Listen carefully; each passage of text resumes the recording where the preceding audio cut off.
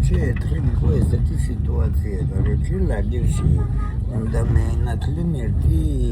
ბიჭკაცი, ბიჭი ხო და უნდა ოჯახში შესულიყო, ხო და ვასია კოჟმა იცოდა მაგაზე რომ ქონდა არასწორი მოქცევა და პირდაპირ სხოტკაზე აღარ კურდები რომ შეგვიძლია და იგი ამან ადეკად თქვა რომ მაგი არა ოღონდ კურდის სახელისო და არა აღისო რომ ჩვენ ოჯახში იყოსო და რატო და მაგიო იღებს და პატიმრების წერილებსო კითხულობსო იგი პატიმრებს ხო წერს ახლა ხან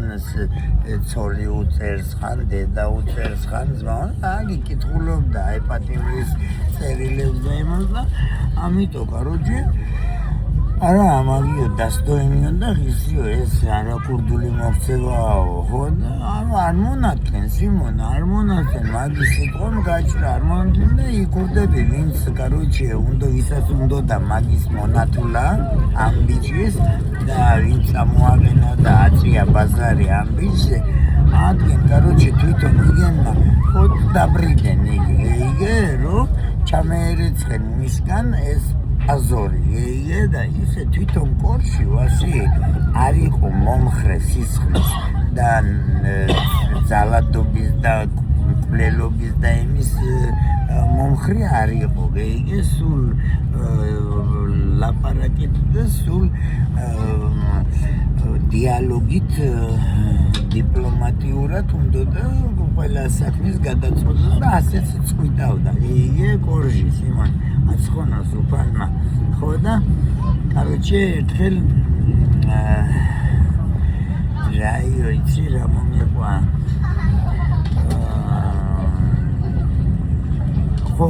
ხო და მაშვილმა მიდიოდა აი სუჩი ვაინა იგი იმ პერიოდში აი